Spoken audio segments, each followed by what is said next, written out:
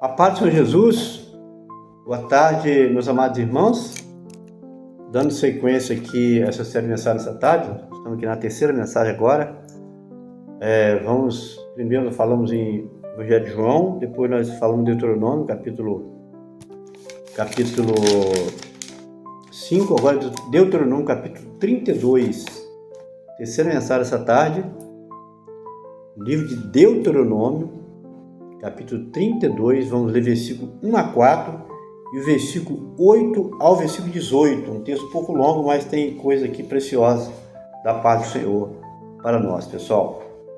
32, 1 a 4. Inclinai os ouvidos, ó céus, e falarei, e ouça a terra as palavras da minha boca. Goteje a minha doutrina como a chuva, e destile a minha palavra como orvalho. Um chuvisco sobre a erva, e como gota de água sobre a relva.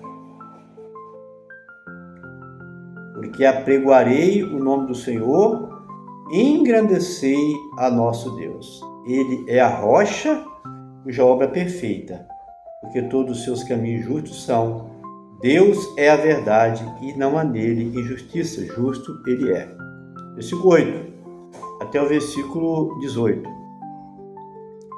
Quando o Altíssimo distribuía as heranças às nações, quando dividia os filhos de Adão uns dos outros, estabeleceu os termos dos povos, conforme o número dos filhos de Israel. Porque a porção do Senhor é o seu povo, Jacó é a parte da sua herança. Achou numa terra deserta e no ermo solitário cheio de uivos. Cercou, instruiu e guardou uma menina do seu olho. Uma águia desperta a sua ninhada, move-se sobre os seus filhos, estende as suas asas. Toma-os e os leva sobre as suas asas. Assim só o Senhor o guiou, e não havia com ele Deus estranho. Ele o fez cavalgar sobre as alturas da terra e comer os frutos do campo, e o fez chupar mel da rocha e azeite da dura pederneira. Manteiga de vacas e leite de ovelhas, como a gordura dos cordeiros e dos carneiros que pastam em Bazã.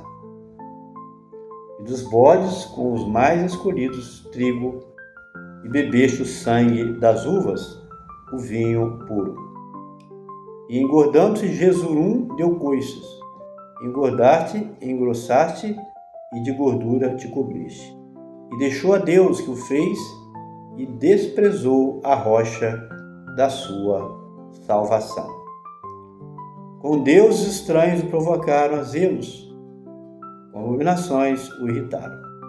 Sacrifícios ofereceram aos demônios, não a Deus, aos deuses que não conheceram, novos deuses que vieram há pouco, os quais não temeram vossos pais. Esqueceste da rocha que te gerou, e em esquecimento puseste o Deus que te formou. Daí, o último cântico de Moisés, Deuteronômio, foi o quinto e o último livro de Moisés. Escreveu 5 livros, Gênesis, Êxodo, Levítico, Número e Deuteronômio, chamado Pentateuco, por isso 5 livros, né? Pentateuco. E aqui é o último livro de Moisés, porque aqui está chegando perto da sua despedida. Moisés, homem de Deus. Há quem diga, e eu creio também, que ele vai ser uma das 2 testemunhas do Apocalipse, ao lado de Elias. Por quê? Por que isso? Porque Moisés, se você for observar os sinais que acontecem no livro do Apocalipse, você vai observar que eles são semelhantes aos sinais que Deus operou através de Moisés e de Elias. Por isso Moisés e Elias. Se você observar ali, quando Jesus ali se transfigurou no Monte da Transfiguração, apareceu aquela tenda ali, apareceu eles transfigurado, como se fosse nos céus ali, né? Quem que apareceu? Moisés e Elias. Então, por causa desses motivos, deve ter outros também, que muitos estudiosos da Bíblia acreditam que serão as duas testemunhas do Apocalipse. Moisés e Elias, pessoal. Moisés e Elias. Vamos lá? Então, último canto de Moisés, parte 1. Né? Último canto de Moisés, parte 1, não, desculpa. O canto de Moisés. Isso é parte 1.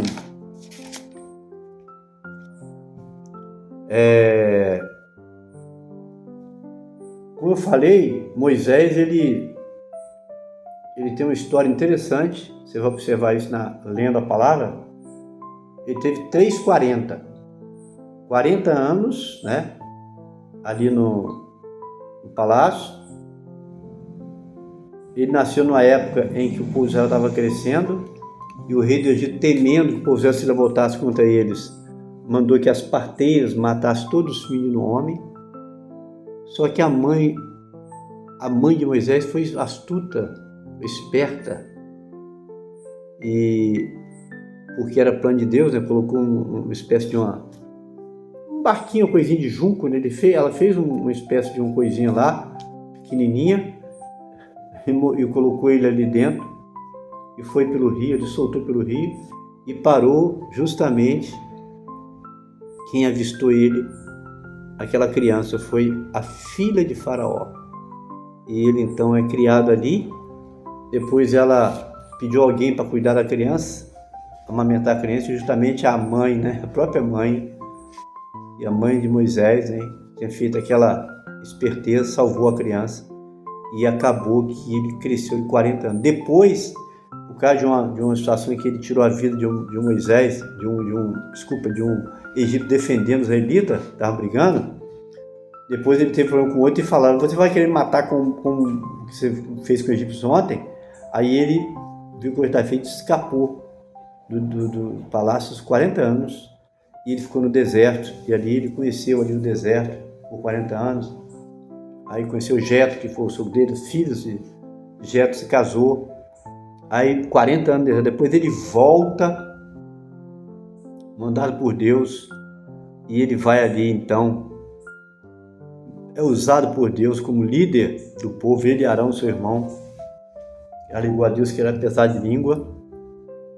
Deus coloca Arão então para falar e ele operar os sinais. Moisés ali vai mais 40 anos conduzindo ali o povo pelo deserto. Então essa é a história de Moisés, homem de Deus. E aqui nós vemos o último cântico, né? Ele está perto aqui do final do ministério dele, diante do povo de Israel, e a Bíblia diz aqui, fala desse cântico. Então Moisés então deixa registrado na palavra esse cântico, que na verdade vai dar aqui 52 versículos, né? E nós lemos apenas 14 aqui, né? É isso. Apenas 12 versículos nós lemos para você aqui. E ele fala assim: inclinai os ouvidos, ó céus, e falarei, e ouça a terra as palavras da minha boca. Então Moisés, aqui movido pelo Espírito Santo, ele fala para dias distantes aqui. Ele entrega uma palavra profética. Ele fala aqui que era para os céus e a terra ouvir as palavras da sua boca. Ele, usado pelo Espírito de Deus aqui, ele fala isso aqui, ó. Inclinai os ouvidos, ó céus, e falarei, e ouça a terra as palavras. Muita intimidade, muita autoridade ele tinha para se expressar dessa forma aqui. Não foi por ele, Moisés, foi pelo Espírito de Deus que estava habitando na vida de Moisés. Aí ele fala, versículo 2: goteje a minha doutrina como a chuva e destile a minha palavra como o vale. Na verdade, se você for observar, tanto que Jesus fala lá no Evangelho que quando ele fala sobre o semeador sai a semear, ele está falando aqui do pregador. E Moisés faz a mesma coisa. Goteje a minha doutrina como a chuva. Então, a palavra de Deus era como a chuva, como a água. Qual é a função da chuva? Ela cai na terra para produzir o quê? Frutos, né? A chuva não faz isso? Se não fosse a chuva, como é que nós íamos nos alimentar? Te digo. E outra coisa, na medida certa, né? Porque não pode ter falta de chuva, nem pode ter muito. De vez em quando pessoal que gosta de ir na feira sabe disso. Quando chove muito, certos produtos vão lá em cima, porque perde. A colheita é menor. Então tem que ser a chuva na medida certa para poder produzir frutos com abundância. E a mensagem da palavra de Deus faz o quê? Quando ela cai no coração do homem, que é a terra, ela também produz frutos, né? Por isso que ele fala, goteje a minha doutrina como a chuva e destile a minha palavra como orvalho, como chuvisco sobre a erva, como gota de água sobre a relva. Então, na verdade, a doutrina, o ensino da palavra é semelhante à chuva que cai sobre a terra. A doutrina que cai sobre o coração do homem para trazer o quê? Frutos. É tanto que Jesus falou lá, que a palavra de Deus fala lá, que a fé vem pelo ouvir e ouvir a palavra de Deus. Não tem outro meio de alguém se converter ao evangelho se ele ouvir a mensagem bíblica. A mensagem da cruz tem que ouvir, porque a palavra de Deus é como uma semente, né? Ela cai sobre a terra e ela produz frutos. E tem uma palavra verdadeira que fala que Deus promete não vai voltar vazio. A palavra que sai da minha boca, ela não voltará vazia, mas prosperará, pelo qual ela foi enviada. Então Moisés está falando com muita autoridade, goteje a minha doutrina como a chuva. Tomara, meus amados, que cada um de nós, você também que é ministro de Deus, que a nossa palavra tenha esse resultado, esse objetivo, que são palavras que venham trazer resultados, que venham trazer renovo, venham trazer crescimento espiritual, mensagens que venham ser como uma semente santa que vai cair, vai brotar no coração do homem, trazendo vida, né? Trazendo vida eterna, vida em abundância. Louvado seja o nome do Senhor Jesus, pessoal. Aí ele fala, porque apregoarei o nome do Senhor. Então, através da palavra que ele estava entregando, ele estava pregando o nome do Senhor, ele estava engrandecer o nosso Deus, né? Ele é a rocha cuja obra é perfeita, porque todos os seus caminhos são justos.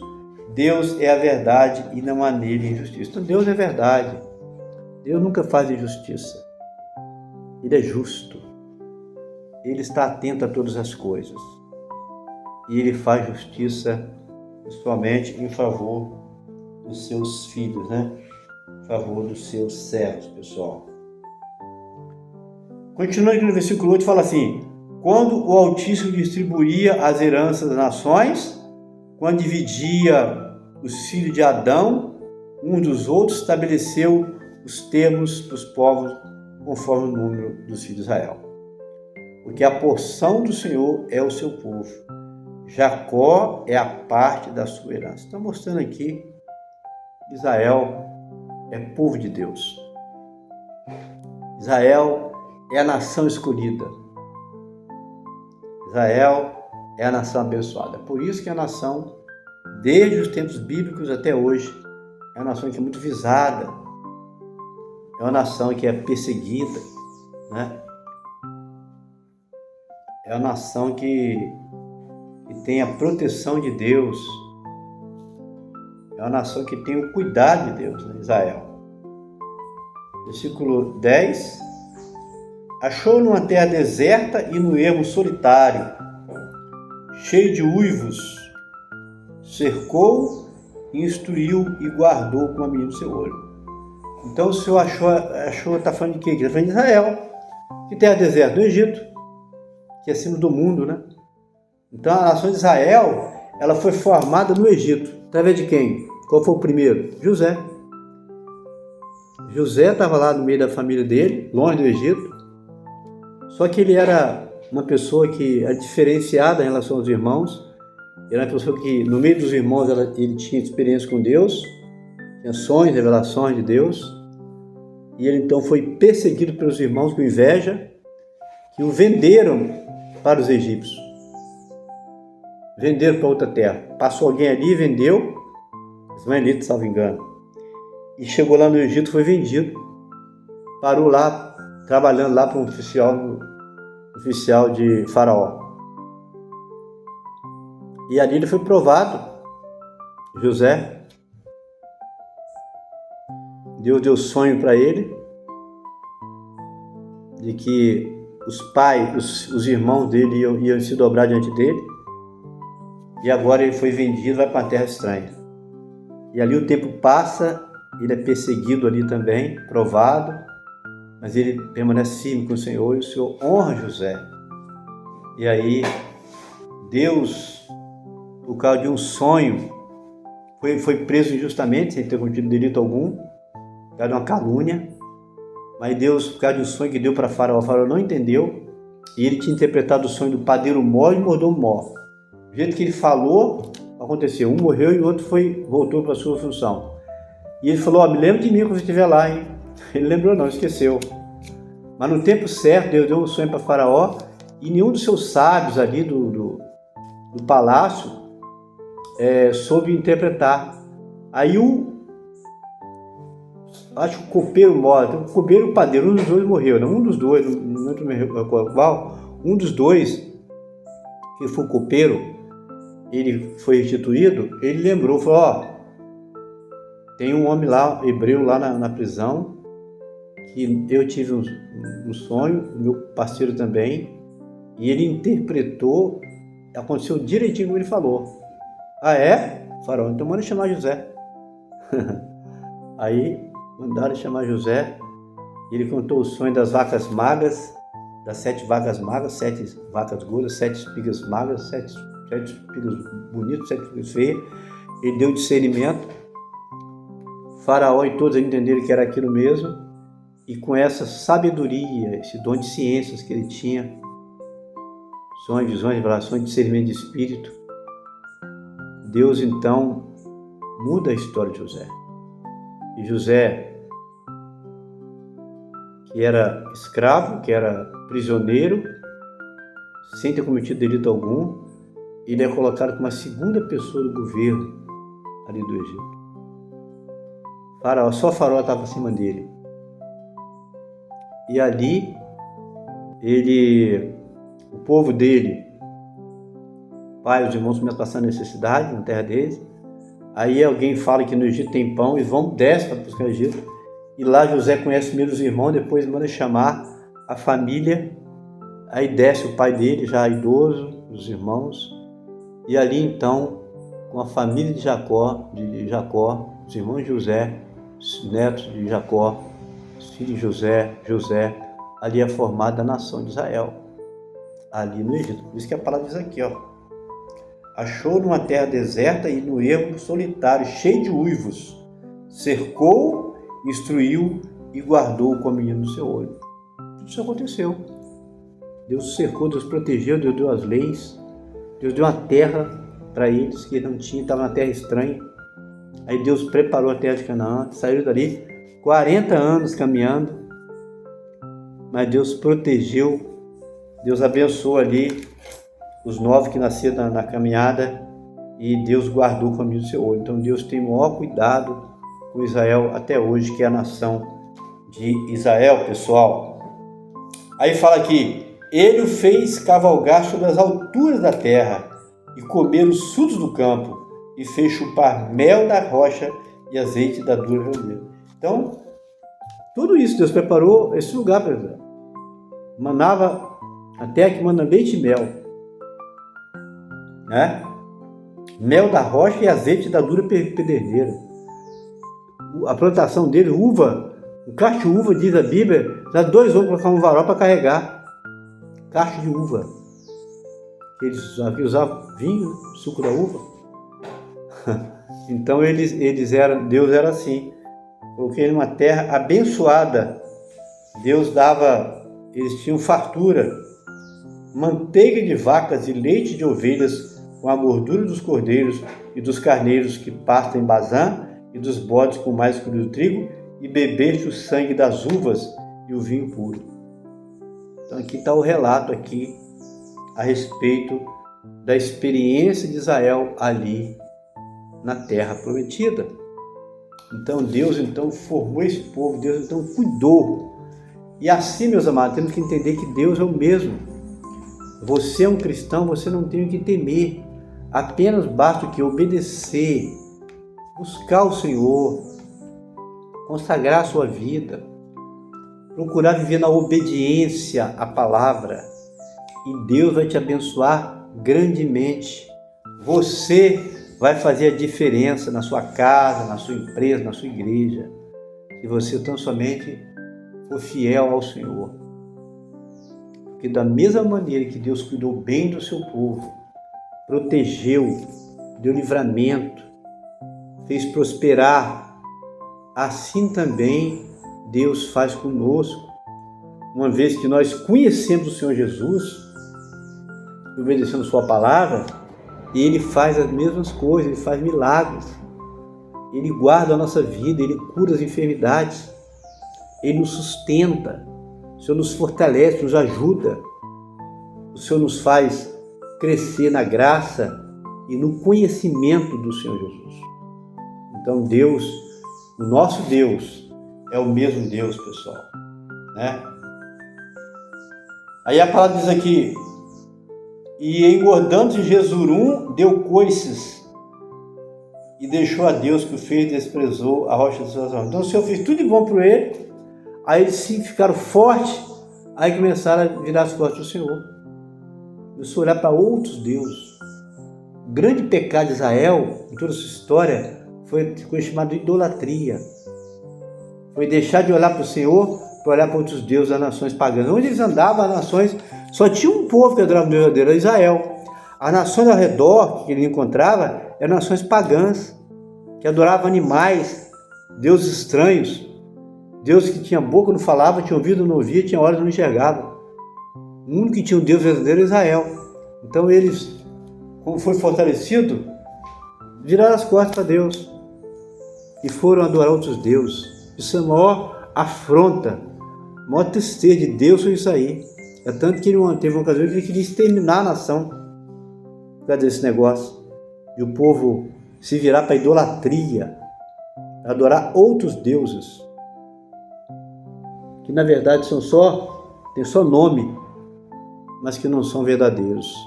O único Deus verdadeiro é o Deus de Israel. É o nosso Deus. Tá bom, pessoal? Então aqui, ó.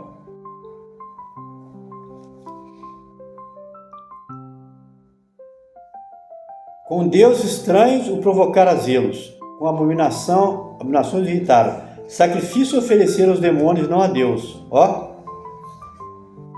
Está mostrando aqui, pessoal, algo muito, muito sério, que eu creio que muita gente precisa ouvir. Que idolatria é adoração a demônios. Tem pessoas que idolatram certas coisas do mundo e acham que isso não tem nada a ver. Já viu falar? Ah, isso aí, na terra aqui mesmo. Mas está cometendo idolatria. E Paulo, o apóstolo, fala que atrás do ídolo tem um demônio. Não precisa ser um boneco, uma coisa lá, figura não. Pode ser um objeto, uma coisa, uma pessoa, né? Algo aí que muita gente fica sem, não consegue ficar sem na sala e perde tempo. Isso é idolatria. E às vezes você está passando dificuldade, enfermidade, financeira, muitas vezes a coisa não anda, não engrena. Você não sabe por quê, às vezes é uma situação dessa. E é um pecado que Deus abomina. Às vezes falta de conhecimento, de instrução, você acha que está tudo certo, está tudo bem, não está. E as coisas só dando para trás, coisas dando errada. Isso não é normal. E o que a palavra nos ensina aqui no Deuteronômio é que idolatria é adoração a demônios. Israel cometia, que Deus abominava. É tanto que Deus deixava às vezes nações igual a Babilônia, levou Israel em cativeiro, por quê? Porque estavam adorando demônios. Eles deixaram o Deus verdadeiro para adorar os deuses das nações, animais muitas vezes. E aquilo entristecia muito o Senhor. É tanto que eu já falei, o Senhor, o ponto de o Senhor queria exterminar. O Senhor ficou tão indignado com a ingratidão do povo, por Deus fazer tanto por eles, Deus queria exterminar o povo por causa de idolatria. E hoje ainda, infelizmente, acontece isso. Tem muitos crentes que estão com idolatria e não pararam para observar que as coisas estão dando errado, que nada vai dar certo, nada vai para frente, porque tem ídolos. Tem até uma passagem bíblica que fala sobre isso, de Israel. Estava tendo derrota porque tinha ídolos escondido. E Deus revelou que só acertaram os passos quando tiraram aquele ídolo, porque Deus abomina a idolatria. Como eu disse, Paulo apóstolo fala que atrás do ídolo tem um demônio. Então, Israel pecou por causa disso aqui. Sacrifício oferecido aos demônios e não a Deus. Aos deuses que não conheceram, novos deuses que vieram há pouco, aos quais não temeram vossos pais. Esqueceste da rocha que te gerou, e em esquecimento puseste o Deus que o formou. Ó, esqueceram de Deus, ficaram empolgados com outros deuses. Deus que tem boca, mas não fala, tem ouvido, mas não ouve, tem olhos, mas não vê. Enquanto com um Deus verdadeiro que opera sinais e maravilhas, um Deus que cuida do povo, que carregava o povo no colo, que provia toda a necessidade que ele tinha no deserto. Deus fazia milagres para não deixar o povo passar necessidade, para proteger o povo, fortalecer o povo, e o povo muitas vezes se virava para adorar outros ídolos, e isso entristecia profundamente o Senhor. Quem é que entristece o Senhor? É se você tem idolatria. Deus não tem como agir, Deus não tem como operar se existe idolatria. Tem que tirar o ídolo, adorar somente a Deus verdadeiro, ao único Deus verdadeiro, que é o Senhor dos Exércitos. Amém, pessoal? Então Deus falou no seu coração, essa palavra vai ficar para você? Não, compartilha. Curta, comente, compartilha. Ajuda aí, deixa seu comentário, para ajudar esse canal a crescer, para essa palavra alcançar não só o Brasil, mas também países do exterior, para que o nome do Senhor possa ser glorificado. Amém? Então, não se esqueça, hein? Curta, comente e compartilhe. Pai do Senhor Jesus. Uma boa tarde a todos. Que Deus abençoe a todos, amados irmãos.